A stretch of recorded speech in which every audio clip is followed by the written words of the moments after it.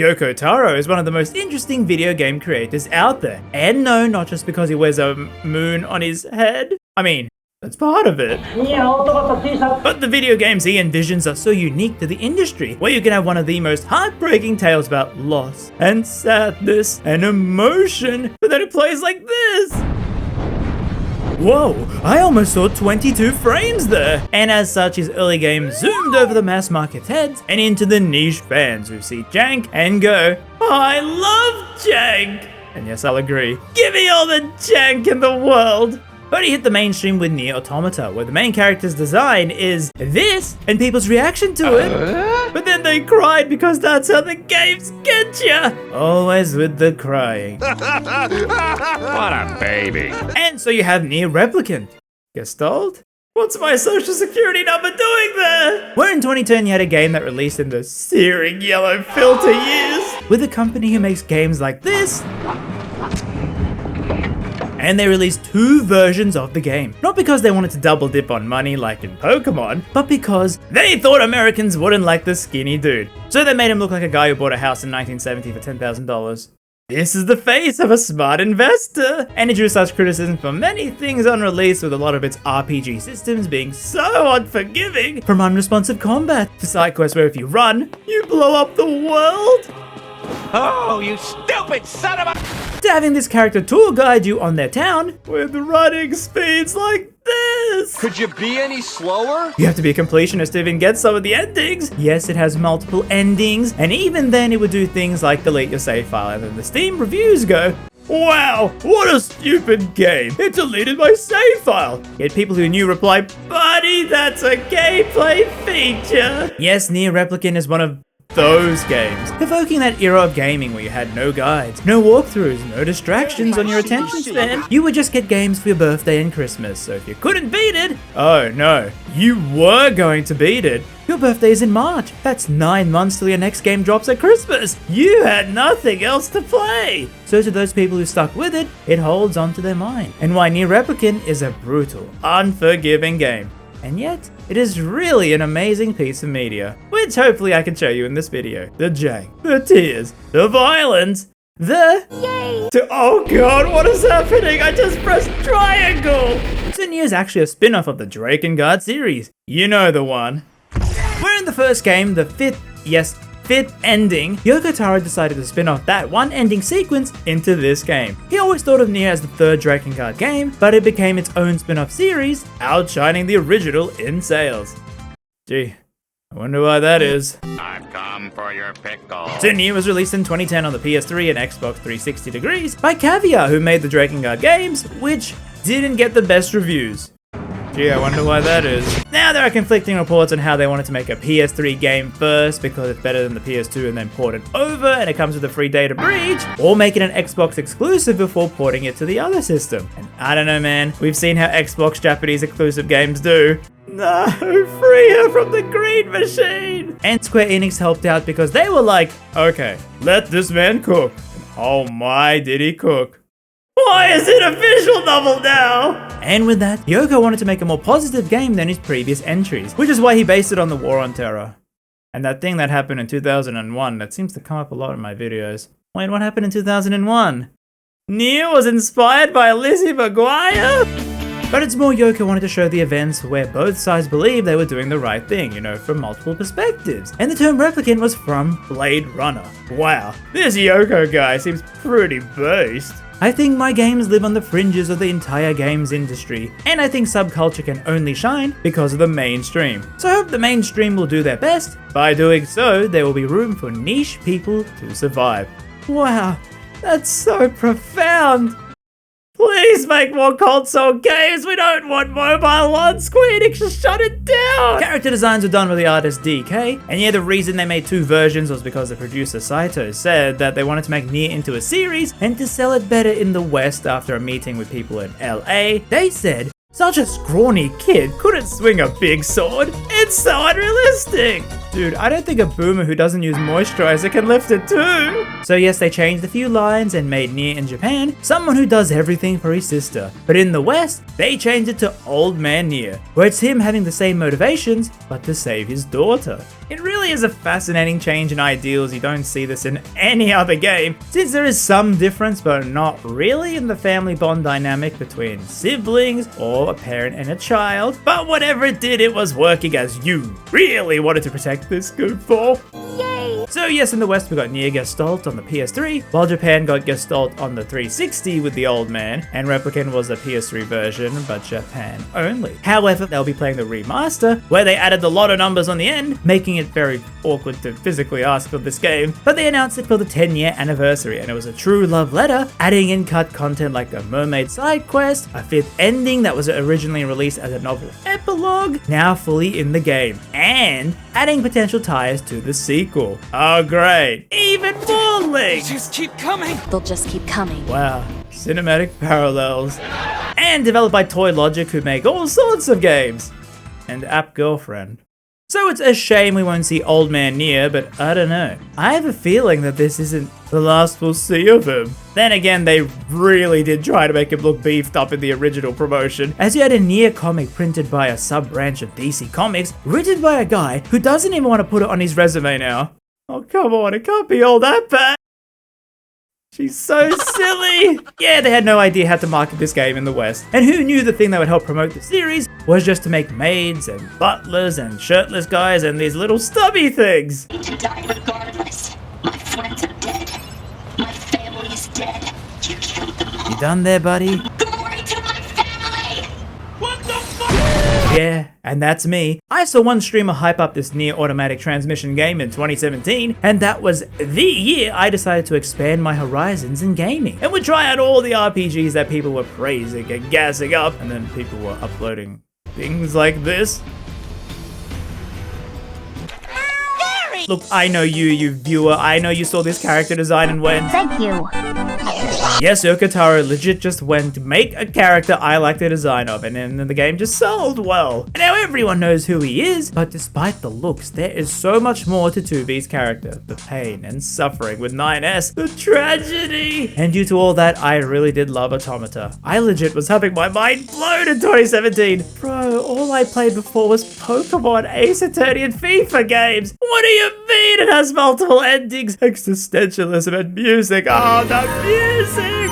And another reason I was so hyped was because one of my favorite voice actors, Kira Buckland, in 2016, I had unfortunately made the decision to watch that Danganronpa anime. But I played the games with the dub, and I wanted to watch this anime which I was so hyped for, yet I didn't want to get spoiled, so I had to somehow watch it live. Yet surprisingly, they were doing a simul dub. You know, where they dubbed the episode just a few weeks after Japan to, you know, keep up with the spoilers, yet for union and other reasons, they could only get a few of the voice actors back. And I really despise when a character I like hearing comes back and has a different voice. I just don't feel like the same character. So it was actually so annoying to watch this in dub for me, yet it was funny hearing Kira back as Hiyoko. The same as before, it was like the shining voice for me back then. Like through all the characters I had liked in the game, they just sounded so horrendously different. Not feeling like the characters I saw in the games. They felt like completely different entities. Yet her voice was the shining beacon to be like, oh, okay, it's not all bad, but it's still Danganronpa, so you know. But since then, I really appreciate her voice acting and was so happy she got a huge boost in popularity when she landed the role of 2B. I was really happy for her career going up, while mine... Chasing my dreams. That's Oh, it. come on, that was so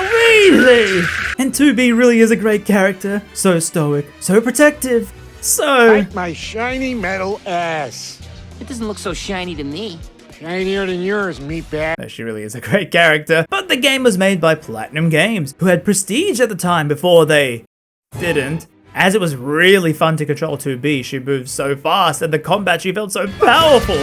Even her kicks too. As yes, when you control this powerful android, you strap yourself in and feel the G's. Oh, lord. And it has links to Replicant when you see this, and you're like, I know those words! And you can see how Square knew they had to cater to a wider market, as when you beat Route A, they had to put this in the game going, bro, don't review the game yet, it's not the ending, keep playing! Why a game is so dumb? And they'll always remember NieR Automata, for reasons you're not thinking of right now. And also, those very same two reasons as well. But also, because of the PC port of this game was busted on launch, and after fan outcry, Square Enix, God bless them, they patched the game so it's fully playable on PC. And yet when me, the fan, outcries about FF13-2 not getting patched, they don't do a thing! I love Square Enix PC games! Don't know, don't care. So yeah. And they really just let him have full creative control. But because of my love of that game, I was extremely hyped to play the remaster of NieR Replicant, where it was hard to get into the original because people would go and tell you that old NieR wasn't the true canon guy, as Yoko was very adamant that it had to be a young brother, and it makes more sense when you play it. But seeing that old game and the crustiness, it was really hard to get into, so thankfully, the remaster was great, and I'm actually 100% serious, I love the combat here more than Automata. Yes, Platinum Games, you know whose games combat people laud and praise, I prefer this one way more. I don't know man, it just feels like that true 2010 spirit! So with that, it's finally time to jump into this game with the difficulty. How it constantly pokes and prods you, then hitting you with so many emotions, and the things you will do to save this goofy girl. Yay! So the game starts out in the summer of 2053? Oh, I remember it like it was yesterday. Where it's in our far future, in a post-apocalyptic world where you, the unnamed protagonist, have to fight off these enemies for reasons that are explained in the other game. Yes, so the game is a follow-up to the first Drakengard in a bad ending, where as vague as I can be, something happens to cause these black scroll enemies to exist here in the real world. And yes, you know it is the real world because people do cough like this without covering their mouths with their hands. So these enemies start closing in, and you touch this magic book and get given these powers to fight back. And you become stronger and stronger. I'm invincible! I'll never die! Wait, don't skip forward 1,000 years! What? Yes, the Drakengard thing, don't worry. This game is pretty self-contained. And I only know all this because I accidentally watched a lore video made by someone claiming they were a huge fan. You don't gotta worry about no stanky ass continuity if you don't want to. It's more for you to go, oh my god, I know that name! But it won't impact your overall enjoyment of the game and the pain it will bring. Because now, 1,000 years later, you see the main protagonist and his sick sister. Hey, these are the same people! That doesn't make any sense. But don't worry, it will make sense in the end when I show you this image. Oh, I get it. Well, you can name your character at least, and I thought to be culturally relevant. Among Us. Matea. What is sus? That's a silly name. And this is your sister, Yona. Yay! Thanks. I will die for her! Well, hopefully before she does.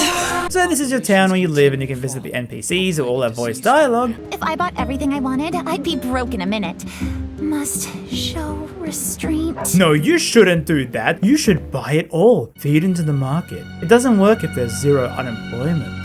While the notable ones being the twins, Devla and Popola, with the latter being the one that gives you the quest to do as you gotta go around town to earn money for your sister, and the other is a drunk who, when not in the tavern, is out here trying to be the next top idol. Yeah, keep at it, kiddo. And the town will ask you to do things like go and find this egg, buy these flowers for me, kill this sheep for me. Oh, he doesn't look so tough. The mutton. Great. And it kind of starts to show how realistic the game wants to be, as in wherever you go, you will literally have to actually go to the places. There's no fast travel or anything like that. Heck, you don't even get a map until you find one or buy it from the shop like the tourist you are. And things like falling into the river. No, you don't get back up from the cliff you fell off, you get up on the side where they modeled a boat and shore, indicating your sorry ass had to swim all the way here to get back up. Because yeah, the boy can't swim, and realism means you ain't allowed to teleport back up. Yeah, even going back to the library to visit Popola, you only have one entrance and you gotta watch the door open, go inside the stairs, then to her. It sort of starts to drag as very repetitive actions over the 30 hours or so. But thankfully the game is a dodge roll which makes the movement so much better, especially up the stairs, making the traversal much more bearable. Bro, I was whipping out all the speedrunning strats for this move. And so Yona is sick and you alone have to try your best for her. Yona? Oh, hey. Yona, what are you Yona, doing? You're you're sick. Why are you supposed out to be of in bed. bed? I'm sorry.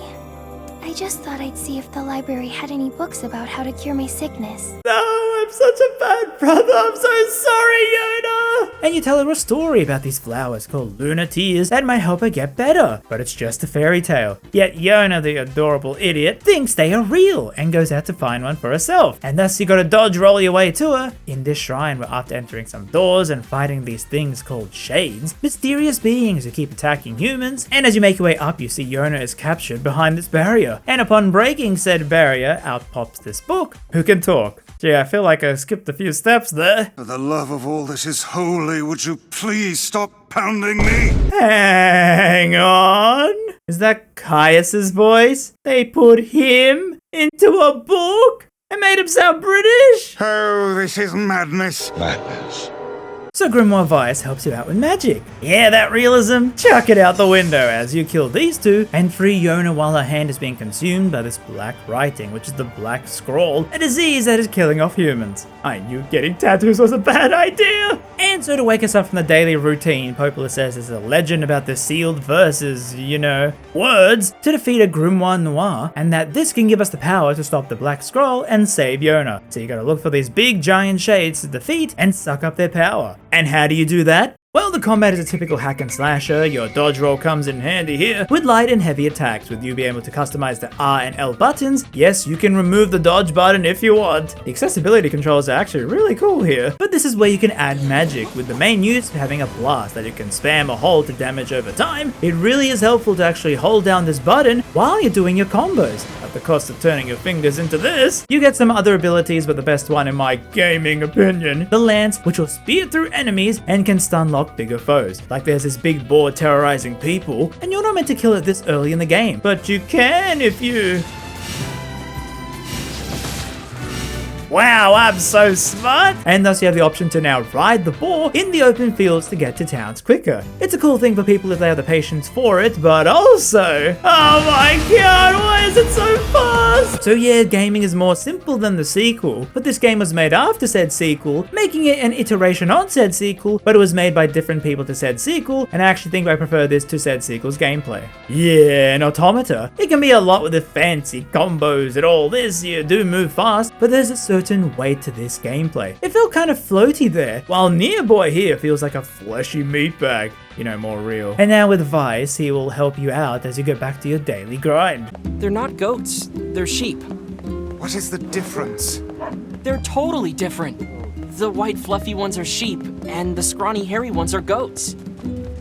People are different as well, yet you're all just called humans. He's right, you know. And Vice becomes a journal for you to use items and also fuse with these words you pick up onto things. Yeah, as randomly fighting shades, you pick up words like a kid watching a rap music video, and you can attach them to things or magic to do slightly more damage and things like that, little stat buffs. And so yeah, the quest you do to help people around the town fall into the category of go here, pick this thing up, buy this thing, okay, run back. It's a lot of fetch questing, but they like to change it up with this quest. So this guy asked us to deliver a package for him, but be careful, it's super fragile. How fragile? Ah, crap. Yep, you cannot dodge roll, otherwise you break it or get hit by enemies. So you gotta go all the way to this new town and deliver it by walking. Thankfully you can save in between because you might just have a brain lapse. Why did they make the dodge roll so addictingly fun? And yes, you gotta run all the way back to get another parcel again. And then run back. Man, this game sure is unforgiving. But then running back you meet... Hands off the flowers. A hot white woman! And she fights you as you then get interrupted by a big shade. Oh, that's what we gotta kill. However, she helps us out. I'm gonna pull out your teeth and cram them up your ass! That woman's mouth is as fierce as her sword work. Wait. Hang on. Is that Laura Bailey? Where they made her do a deep menacing voice where she sounds like she wants to kill me? Principal Skinner, what do you think about this? Tuck in your shirt. Children, help! She's killing me! As we scare it off and she tells us her name is Kaine, and... Get lost already, would you? Okay. And well, you need to get stronger, so we need some better weapons. And like I said, the game doesn't tell you this, but you need to be getting every weapon, and some are expensive. Hence the reason to do all the side quests, which has you traveling to a new town like the seaside, where you meet such colorful characters. My husband goes to the tavern every day with his work buddies. If he keeps this up, I'm going to cut off his pocket money. Men. I just love a man in uniform. Women. To that beach, the Seals! And so you fish some fish, walk up to this lighthouse to deliver some old lady her mail, and then have to deliver another fragile package. Not this task again. The first book is all set. Thank you. Now take this book to the third shelf from the right. Hey, Vice? Yes, lad. Aren't you all powerful? Can't you just, use magic to zap this place into shape? The infinite power of Grimoire Vice is not to be used for such trivial tasks. Get ingredients for Yona's cooking. Ingredients for a home-cooked meal. Is there something you want to say? Oh, no, nothing at all. See, the loading screens go from, oh, tee-hee, my brother is the best, to, oh, sweet, merciful, to trying to find this old man's doggo, and then seeing, I know. And there's this leaf in its mouth, but when you get back, the old man died. And it turns out that leaf was used in his medicine to keep him alive. Bro, what the hell? This random ass NPC making me sad. The game will constantly do the sad talking characters you don't expect. Like in the Junk Heap, you have these brothers where one is complaining, asking where the mother is, as it's been 7 days since she was last seen. But the brother insists that she is fine as we go to look for her. Whoa. Yeah, it's apparently a kind of magic that can zap you to faraway places in an instant. Ah, that one. Well, I would stay away from such devilry were I you, lad. How come? Because all of the sages who attempted said spell were reduced to mincemeat when they struck obstacles in their path. Hey, being funny doesn't make it any less painful. While Vice says, hey, if we are struggling here, how can an old lady survive without weapons? Open your eyes, lad. The woman is clearly... She's alive. And after a boss battle where you gotta shoot the hands before throwing bombs into the exposed mouth, and I mentioned this game came out in 2010, and turns out, yes, the mother is dead, as she ran away from the kids to meet her lover and they both got killed. I guess we should bring this back to them.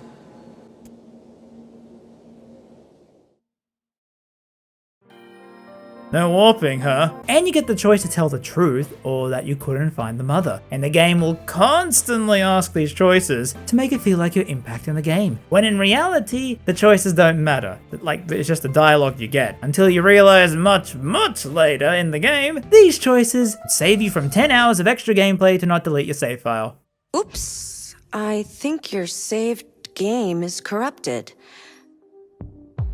Just kidding. Oh, so androids taking over doesn't mean they will be all maids. They might be evil too. So with the weapon you go to help Kaine fight the lizard thing, where the main way is to damage the telegraph weak points till you see a clock and you have to do enough damage in that time to launch a cinematic finisher, while Kaine on the other hand... I'll tear out your goddamn eyes, piss in the sockets! Good sweet lord. It's great to have you on our side, Kaine. Oh my god, shut up. Where somehow the Shade pretends to be her grandmother, telling her to give up on life, which is something she never would do, getting Kaine super mad. And so we kill it and Kaine joins the team. Oh no, she's a weeb too! So yeah, NPCs here don't like Kaine due to her past. It's a long story, we'll get into it in the spoilers. But she was always shunned, and yet here you are, the bright-eyed plucky MC, now wanting to be her friend. It's this kindness that the main protagonist has that really shines through to the lives of people around him. You were the one that reached out and saved her from falling into the abyss. You didn't care about her looks or anything, the second person in the world to be a kind soul to her. He won't stop smiling! I mean, even when Yona does this to him, She boiled it so long it's like one big pot of slurry. he still can't tell her it's bad. And what's more fun in an action game than being a farmer? Holy crap, plants! friends! Yeah, you unlock the option to grow food with a side quest, while other side quests have you finding out that the old lighthouse lady, she thinks her lover is waiting for her across the sea, and she wants to see him before she dies. But it turns out, he died 50 years ago, and the town, to make her work the lighthouse since no one else knows how to turn on a light bulb, wrote her fake letters pretending he was alive. And you, armed with this knowledge, had the choice to tell her the truth before she dies. And it's like Schrodinger's cat, where no matter what option you pick, both outcomes are correct. Like if you tell her the truth, she will say deep down she knew, but if you don't, she dies in blissful ignorance. Both choices are correct, it's all up to you, and the choice is yours alone. And you gotta deal with that. I guess that's why I prefer the side quests here over Automata, where they feel like real people having actual conflicts, like this guy who thinks his wife died, but she's alive, and instead of being happy, they begin to argue like a couple, and you have to pick sides, or you can leave, but if you stay, you will stay there for hours, to then see that this bum just casually says, oh yeah, I got a job. She bakes some apple pie. Couples, am I right? And it's stuff like this that makes me love the side quests in this game, despite how tedious it can be. Running here, running there. God, mankind needs to reinvent the car again. But this is all optional. As you know how Devla likes to sing?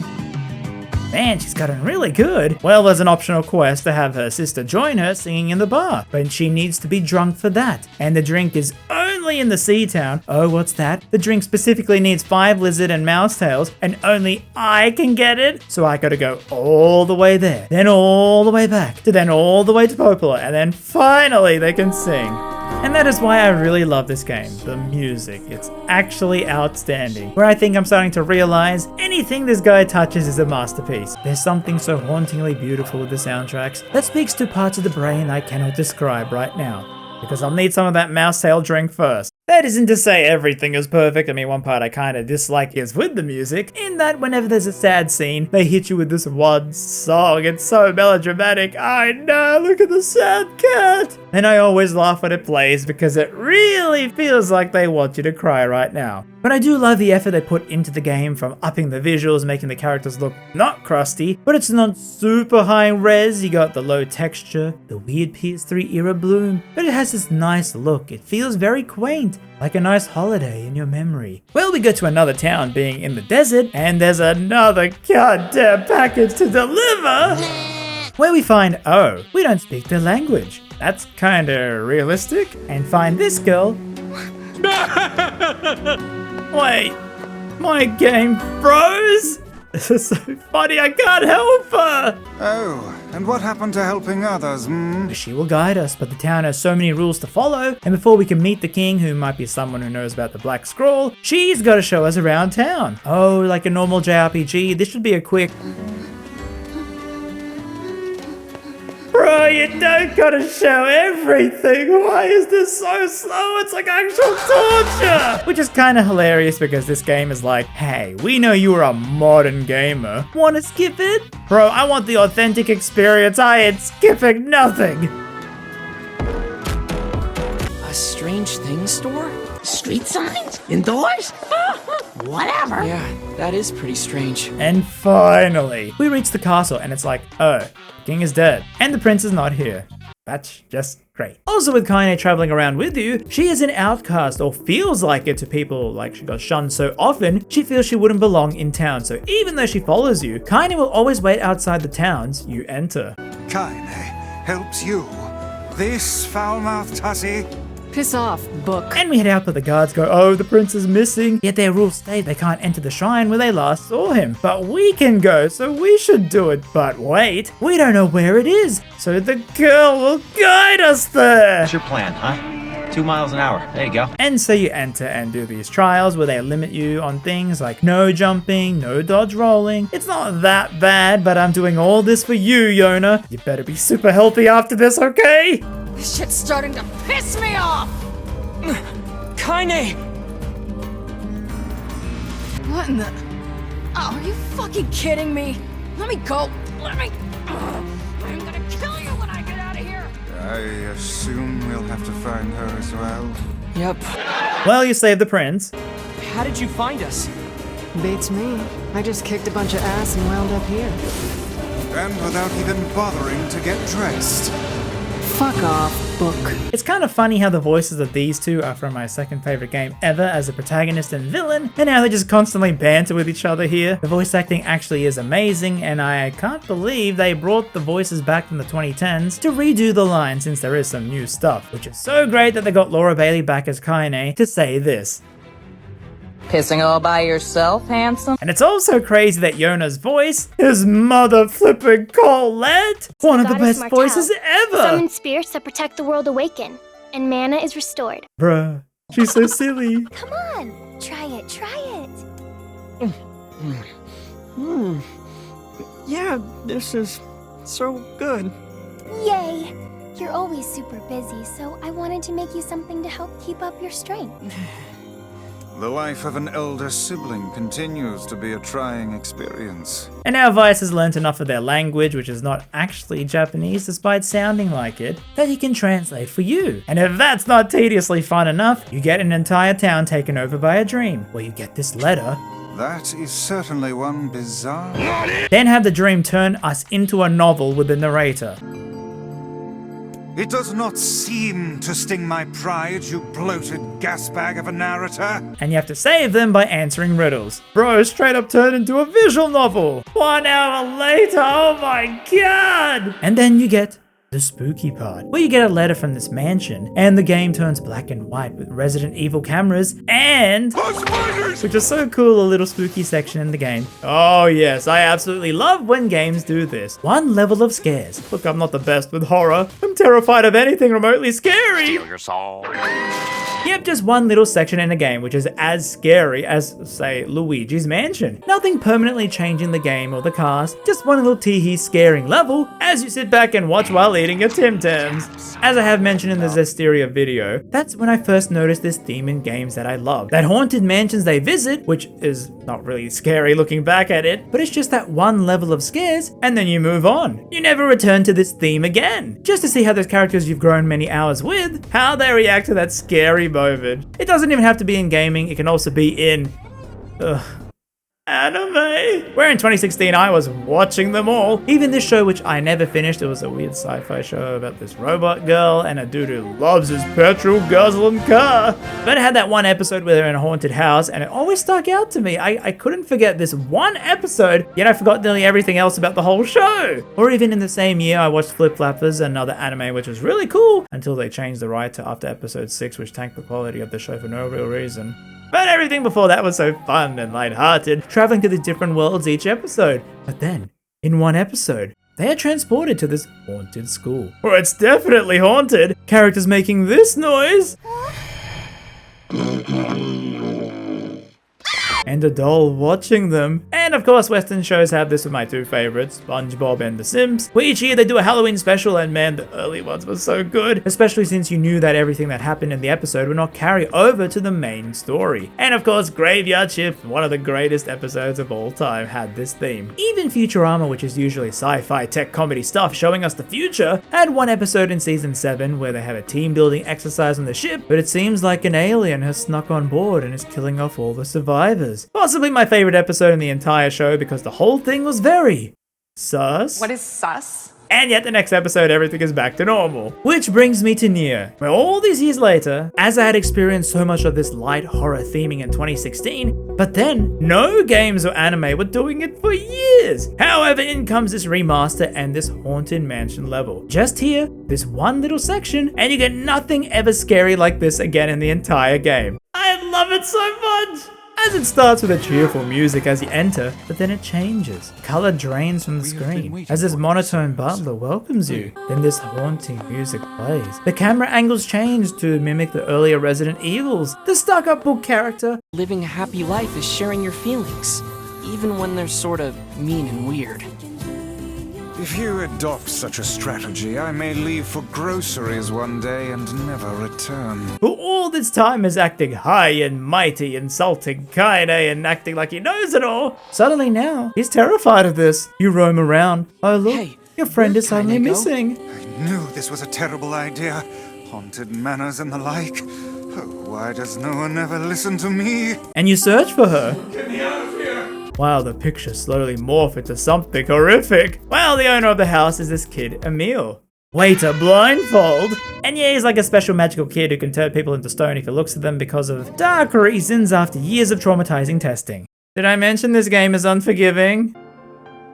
Your eyes are not a sin. Don't ever be ashamed of them. They're a vital part of you. Do you understand? I saw you exchange some words with that NieR lad earlier. Hopefully it was nothing inappropriate for a young man of his age. Speak the truth, hussy! Book? Shut up. However, he does become our friend, and Kaine helps him out as both were shunned for their differences from other people, and that we should all stick together. We're okay, that whole section we just covered, I can consider spoiler free. But now we're gonna tackle the endings, so spoilers or something? Is that okay, Yona? Yay! Thank you! And we head back to find, what now? And this bloody shade just goes ham non-stop, and we constantly knock it down with finisher moves, but it just keeps coming! How are you alive? Like seriously, this game does this, okay, you're doing this big super duper attack, that would kill anyone. Nope, it does it here. It keeps coming back, again, and again. And they just keep coming. So we try to trap it in the basement of the library, but we get interrupted by this weird thing called the Shadow Lord that kidnaps Yona, aided by another book, Grimoire Noir, who tries to convince Vice to rejoin through some brainwashing. Vice! You dumbass! How can someone with such a big smart brain get hypnotized like a little bitch, huh? Oh, Shadow Lord, I love you, Shadow Lord. Come over here and give Vice a big sloppy kiss, Shadow Lord. Now pull your head out of your goddamn ass and start fucking helping us! We grimoires exist to create in this world a new and just paradise. Oh, now I get it.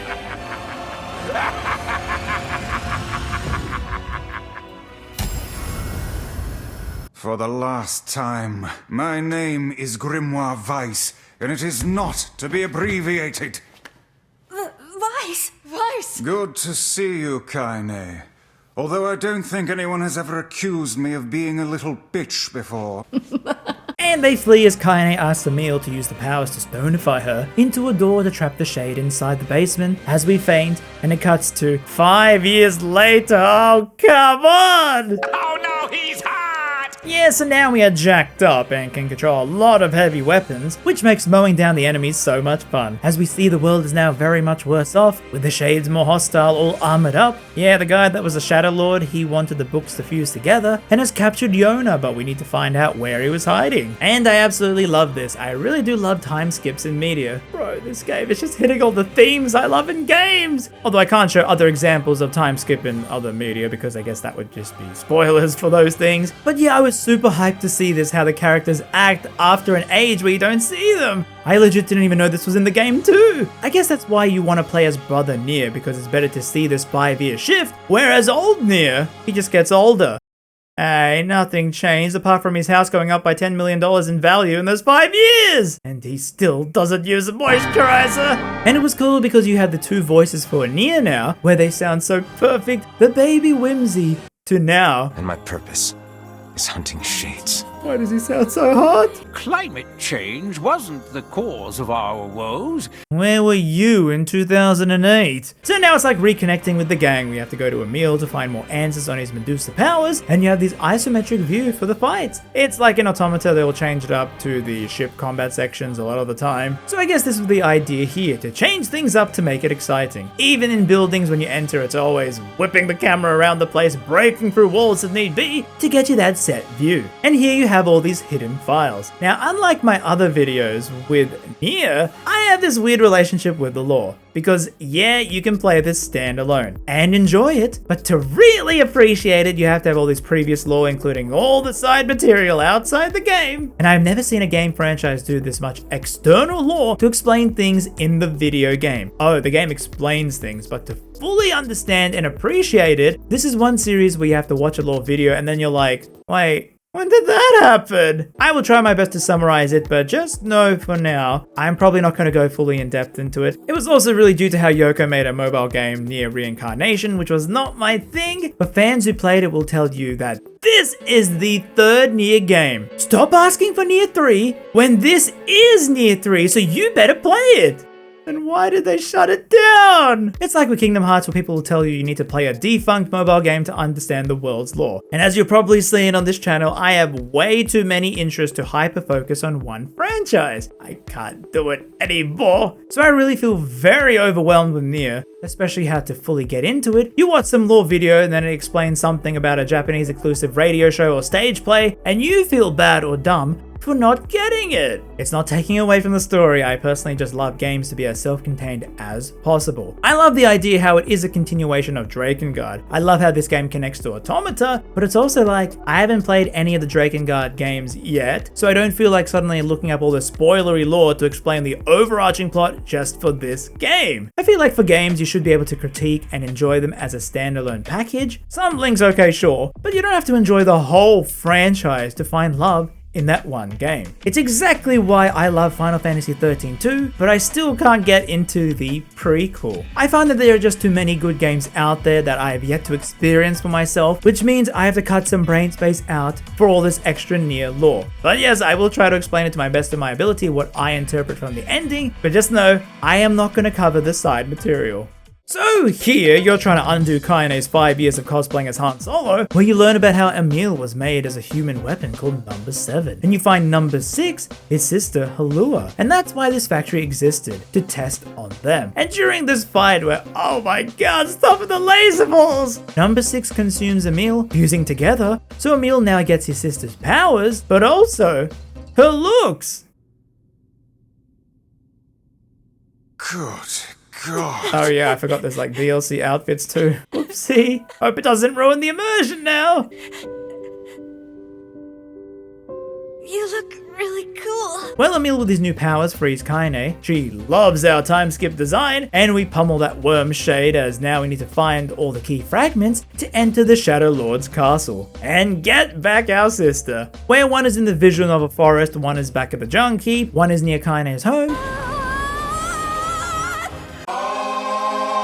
and these wolf shades in the desert. During this, you also fight that soldier from earlier when you freed Weiss, as back then you had killed his brother, so he's mad and he stabs Kaine. Kaine though, because she has a shade in her arm, it gets set free. You help subdue it from taking over. Oh dear. We also see in the desert town that Prince is now marrying our tour guide. Aw, cute. Aw, no. So they go and kill all the shade wolves in revenge. Then the mermaid one, which is new content. I don't think Kaine's back to her old self quite yet. Yeah, I wonder why. Where a postman is taking care of this girl he found, but she has been secretly eating the villagers as she's a shade. So you have this huge fight against her, but she still cares for the postman. But once he sees her as this monster, he didn't know he was taking care of a shade. He sees her horrors and attacks her. She's also speaking some words as the other shades do, but you cannot understand anything she's saying. And there's one fragment with the Junk Keep where those two brothers from before, one is grown up and he got the other one accidentally killed, and it's just so much sadness everywhere. As now we have all the keys to head to the Shadow Lord's castle. However, what we find... It's the twins from your village. Popla, Devila, what are you doing here? They ask us to leave, we go, no you, and have to fight. You are a traitor. No, I'm Among Us! And they do something to Weiss saying they are the ones who gave him his powers. So yeah, after the events of Drakengard, an illness spread into the world as well as magic. That's what they're saying, right? But they leave and we go through more hallways, fight some ballroom shades, but we are trapped, so Kaine will help get us out. Open the fuck up already! Ugh!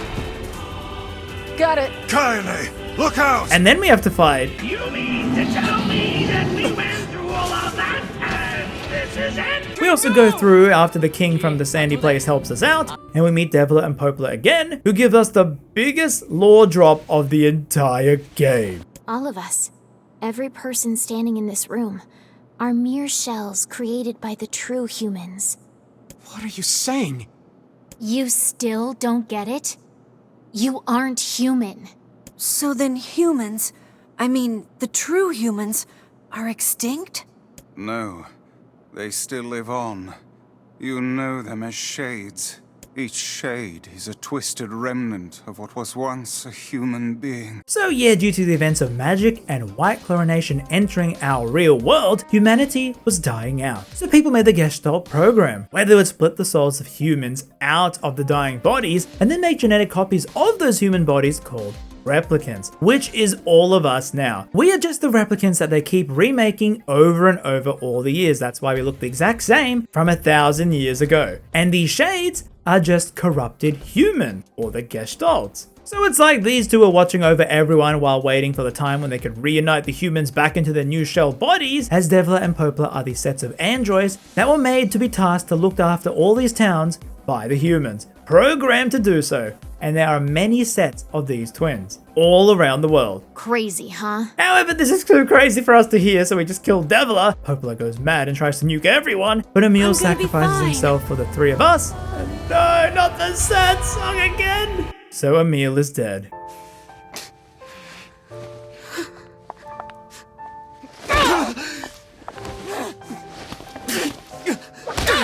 And we enter finding Yona now 5 years later. She's happy to see us. Wait, not us. Why? As the Shadow Lord is her brother to the Yona inside our Yona. She's possessing her. So we fight the Shadow Lord, beat him with Grimm's final power. I'm just fine. Alright, no I'm not. I should have taken that job as a cookbook when I had the chance. And the thing inside Yona leaves with the sunlight, and so we have to call our Yona back. Weiss? Where are you? Are you okay? I am as well as can be, considering I have lost my physical form. Doubtless my voice will be the next to go, so listen closely. What's my favorite food? What's my favorite book? What's my favorite Please, place? it's 2 a.m. What's I my can't favorite do a flower? test now. Who do I love more than anyone? Must be Garfield. Ah, fine, it's Among Us. And Yona is back. Kaine sees us all happy and leaves, with the ending, two of us finally back together, a happy ending. With alphabetical credits, okay, sure. And that's ending A, which is honestly a really good ending for these two characters. But if you care about the other ones like Kaine and Emil, you probably should play again, which is what the NieR series makes you do. Makes you replay the exact same story again, but with some small scenes thrown in. That is why Yoko Taro mentioned he wanted to show both sides of the conflict so you can feel both emotions. But how does it actually translate to gameplay? Well, so ending B thankfully starts where you're reviving Kaine again as you get her backstory. Whereas someone who is intersex, everyone bullied her relentlessly as a kid and she had no parents, but this old lady took her in who she calls Grandma. A shade then killed her grandma, and this shade Tyrion actually possessed Kaine's arm to help her fight the shade, which is also now why she can hear what shades say. But then it's more of the same thing where you do the usual story things, but now anytime you fight the shades, they're talking subtitled so you hear the things they are saying. Like the other shade children here and they are saying, "What are you doing, Anakin? They were younglings!" The game is making you feel bad for all your killing of the shades in the first route, making you do it again. But I don't know, man, I kind of feel with how powerful the route ending A was, with its emotional beats, and if you're playing Route B straight after, and if you have a good short-term memory, it doesn't let those ideas sit with you. As you now have to do those same fights again, the same unskippable cutscenes, only with some small dialogue here and there. And you don't even know which cutscenes they're going to appear, you can't skip anything, as you don't know when the new content will pop up. Like, I personally feel a more forgiving game would have put this all into one route, so during the first fight, you would have heard the shades talk and you would have felt bad. So I feel in a different game it could have potentially evoked that same feeling. Oh, but that's not what NieR is. Oh no. The suffering of replaying the routes, whether you like it or not, is part of the unforgiving ride. But now you can hear the Shadow Lord and what he's saying, and you learn that his Yona, you know, was relapsing into a shade. So they had split from their bodies and were now waiting for the right time to jump into the replicant clones. You know, the clones that we were playing as the whole game for the majority of it. And that's why he grabbed Yona 5 years ago, just so he could put her into our sister's clone body. And we also see Emil survive the blast because, you know, he's kind of immortal with his sister's powers now. And you gotta replay again for ending C. However, if you didn't know this beforehand, you would do all that same story and then turn up here and see nothing has changed. Yep. As if you didn't do this obscure prerequisite, which I don't know how you would know unless you knew about the internet, you need to collect every single weapon in the game before this point. Yep, which also involves this little bonus section where you get to talk to your mother's diary and get whisked away to play as Why old are you NieR. standing about like a slack-jawed ninny? Sorry. When doing his fights with his techno music remixes of the songs, you get some weapons, and then you also do some side quests and you buy them with money. You need to collect every single weapon, and only then when you come here, you can get ending C and D. And yep, it's the same story as before. You cannot skip the things that you know what happens. You just gotta let it play out. You also get more Tyrion dialogue where he's at Shade in Kaine's arm and was feeding on all the Shade killing, while Kaine is just tired of her life and had no will to live. Until you came into the picture. You accepted Kaine and Emil for who they are, and they found a reason to live, to be with you. You also see how they were also close with each other as friends, but because the villagers were scared of both of them, they couldn't even sleep in your village and they had to camp outside every night. You do check up on them, worried about them, but find that they're actually bonding with each other. As we get the same ending, but this time we see Kaine regressing with the scroll as she leaves, but it's too late and she turns into a Shade, and Tyrion says the only way to save her is to free her from this life or sacrifice your life for hers. That's an easy choice. End me for her! Wait, why are you asking me this? Wait, when you said you erased me, you meant all my save files? What? As Yepta said, Kaine, Among Us, never existed. A life for a life. So now it shows Kaine that she was the one who saved Yona, but something is wrong. You defeated the Shadow Lord and everything, but you don't look happy. Oh, I'm happy. I'm very happy. La la la la la la la. As if she vaguely remembers us, but you don't exist. You're gone from the world, as this is ending D. Ending C is where you kill Kaine, and it's incredibly bittersweet. But yep, in the original game, that was it. Ending D. The final one, which must have been devastating for fans. You do all that replaying for a really good ending in the first one, then you decide to replay it and you feel bad for killing the Shades, then you replay it again and you get every single weapon to only kill Kaine or have your entire save file wiped.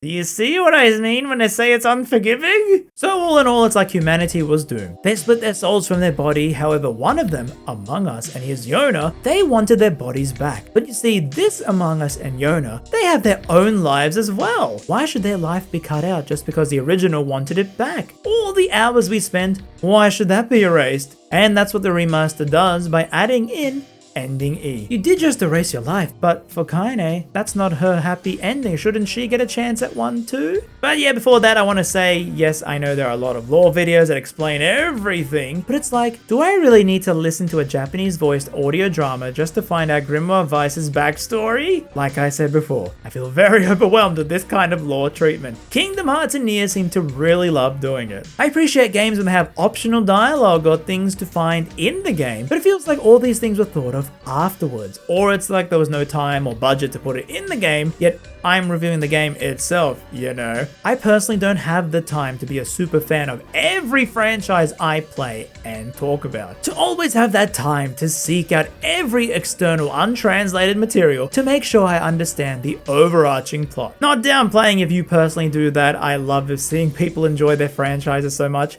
No, really, I am so out of Kingdom Hearts. If I ever make a video on it on this channel, I am not going to talk about the overarching plot. I actually love watching people get hyped for those new games. It's really contagious. If you don't believe me, this is my most watched game category for the whole year. For me, I'd rather not know everything about every single game I play, the external things outside of said game. I like researching a game's development, but not so much in regard to spoiling myself on other games in a franchise. That's how I always viewed NieR, both of the games. I like not knowing it all, and leaving it up to my imagination, only using what the game said. I didn't want to know what Grimoire Vice was, and I had looked up a lore video for this video just to see if I could try and interpret it, more of the ending routes, and they explained exactly who Grimoire Vice was from this external material, and I felt so empty. I never wanted to know that. He's just a super cool magic book with charm and wit. In my head, he could have just been a cookbook in another life. I don't need to know what he did years before, but that's just me. I hope people can understand that. For me personally, for games, I like when they're contained in the game. Whatever you show about it in the world, I'll lead it up. I'll do all the side quests if you put it all in there. But when when you're selling a strategy guide that has a fan translation to explain someone's backstory? Did I really need to know that? Anyway, philosophy about games lore aside, on to the final new canon ending. Now, I'll be honest again, I was weirdly spoiled in a stupid way about this ending, as a out of context thing to thinking it was something grander than I intentionally believed. Because I found out before this thing came out, the voice of 2B and 9S were gonna be a NieR Replicant. Yep, and this was gonna have new major content. So my mind went into overdrive. They're putting the androids in the game? Well, so you actually have to replay the entire game again. But this time you put in a new name because you remember, Among Us is gone. He's long gone. There's no more Among Us. What is sus? So you have to play the entire game again till the airy fight, where Kaine falls, but you don't grab her hand this time as you're gone. Kaine wakes up 3 years later feeling like she's missing someone, but can't remember who. As yep, you now get to play as her and she's super strong, but she has no range since there's no book for her to do spells, but she has a dash and spin magic move. We help save this guard from some shades and he says something has happened in the visual novel forest and you find people dead. And robots? And you enter the tree and it's very sci-fi? As you hear 2 voices and yep, it's 2B and 9S's voice. But it's not them. I think it was fan service for the fans to bring the voice actors back. It's the same people as the Japanese dub as well. So then on my first playthrough, I actually felt a little let down because I overhyped it in my head. I thought you were somehow, I don't know how, gonna meet the real 2B and 9S. I swear, Avengers cameos have ruined us all. Anyway, you go through and they say this tree has a memory of everything in the world recorded down, including about us, so they make us fight many Kaine clones, for their entertainment, I guess. When Emil saves the day, and the 2 outcasts reunite to get Kaine's memories back in this very automata place. Complete with the UI change and everything. I think it's trying to suggest that this is the original build-up to the world of Automata here, since it is a prequel, and this epilogue was made after Automata, so they could vaguely connect it back in. Keep in mind there are many years in between the game's timelines. But now this ending is the canon one, which spawns Automata's story. So through her sheer not giving a heck, Kaine, with the help of Vice, who joins her here, reset the world to bring back Among Us. There was no other way. The world had to be fixed. As a lunatic spawns in the world and out pops him, all cold and stuff, as yep, the group is back together, without the book. But they get their happy ending. So yeah, that's all the endings of NieR Replicant, and I must say, I like ending A the best. Man, the music hits you in those spots. I don't know why, but someone put onions in my eyes. But it's like doing all the same story for these little bits of change. It feels worth it, and at the same time, not really, but that's up to you to decide. Ending E is clearly the canon one, which leads into Automata, with more direct links now thanks to Remaster, but I don't know, I kinda like the self-contained nature of Ending A, but that's just me. Yet as I mentioned, one big reason was because of this dude. He's not just a random guy, he's the composer.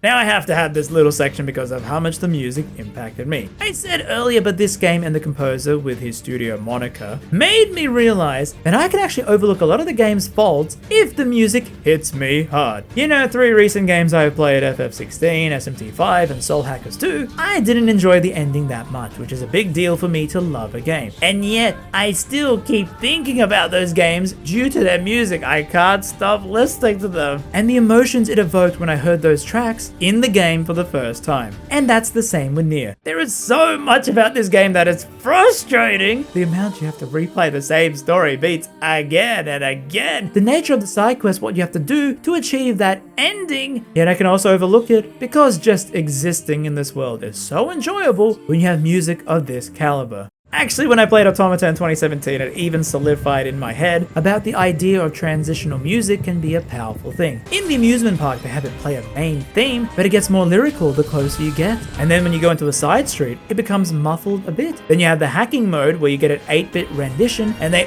all seamlessly transition to that certain part of the song with a new remix whenever you hit that trigger load point. Not restart the song over again when you're walking back and forth in a route in a Pokemon game. And I love so many tracks in Automata, but NieR Replicant I think just hits harder. It's like this haunting beauty with Emmy Evans singing the vocals in a made-up language, mixing many real-world languages which you don't understand, but it's weirdly familiar, like a distant memory. But you're tense because it doesn't sound right, but it also sounds good in a way. and it has those operatic tones which makes it feel like those Latin boss songs that I love so much, but they play it everywhere in every level, and it's so funny because when you learn that they made the music before the game, separate from it, so that the game devs would change up parts of the game to match the tone of the music. It's just such a baffling way to make a game! You're changing up the game's story beats to match the music, which shows how much trust Yoko Taro put into the group of composers. It probably explains why there was only one sad death song and they would just keep playing it over and over. This is so sad. While yes, some songs can be melodramatic, have you seen the quest with the dog one? You literally talk to this man, tells you to go find his dog, you find it's dead, you go back and the man's dead. Okay, I get the emotion. It's more those tracks which don't fit into the vibe. Like, this is an action theme, and why is it so haunting? Then you take in what you're actually doing in this area. It really is one of the best soundtracks ever created, and Monica pioneered this haunting style, because for Soul Hackers 2, they were the composers, and just listen to this song. It sounds like it would fit exactly into Replicant. And even when NieR had the crossover with this thing, they had a NieR collab, and this song sounds exactly like it would fit in Automata. They created such an iconic style with tracks, and I am always locked in when I see their name on game credits. So, NieR Replicant is a video game. One that is not shy to hit you in the feels when it feels like it, but it builds that trust by pushing you to your gaming limits. Not by testing your reflexes or skill in the game, but by those things you take for granted in other RPGs. The side quests, the things where you're just meant to go and find this item and no. It fuses that 90s difficulty in games where what do you mean I can't dodge roll for a quarter of the map after you made it so addicting to do so? What do you mean I gotta pick options to watch a couple fight, and if I endure it through many dialogue choices, I can actually see them make up? What do you mean you're suddenly turning this into a visual novel? Do you know how much gamers hate reading? See, that's why I'm not a gamer. Yoko Taro and his team are great at creating unconventional gaming, pushing and prodding at you, making you feel like giving up not because Millennia hits hard, but because you feel tired having to replay the exact same story for minor changes. But you want to. You want to see what happens to the characters you invested in, what the story means, all the possible outcomes. Is there some hope for these people who have everything set against them? There's just so much hate thrown upon these characters in a world against their will. Can you push through the game's difficulty and unforgiving nature to find them their happiness? The remaster vastly improved on the original with so many changes. What do you mean the original had no lock-on? It really is the perfect way to play as the developer intended, with all the cut content put back in, plus a little extra fan service for true fans. While I don't consider it to be in my all-time favorite games list, bro, not every game I can play can be in my top 10, it's a very cutthroat list, as some of these quests really push on my patience replaying the game, and yet I absolutely love NieR Replicant. And yes, it continues that trend where I'll get into a franchise with one game, and then my second game becomes my favorite one. For a long time, I thought Automata was my favorite. I was blown away playing this in 2017, and yet when I replayed this after Replicant, I was like, it's good, but there was just something about Replicant, how it presents things in that 2010s way while keeping it updated and looking so good now. And that's why NieR Replicant really is unforgiving, because you had to do so much to get that true ending, and I know many people didn't see it through, which is probably why it has such a niche following. You had to be willing to give NieR the time and day to make it through and see those endings, and for the journey it brought with it. So overall, I'm just happy in this remaster they actually got Laura Bailey back to voice in a Japanese game again! Yes, she's not fully left the field! Got it. And that's it from me. Thank you for watching this video on a really interesting game. No, really, we need more console Yoko Taro games that play with your expectations and push you to not run with your packages. If you enjoyed this, I would appreciate a like and a sub. I have many more videos on all sorts of games. You can follow me on my social media for updates. And until then, I shall see you all on the next video.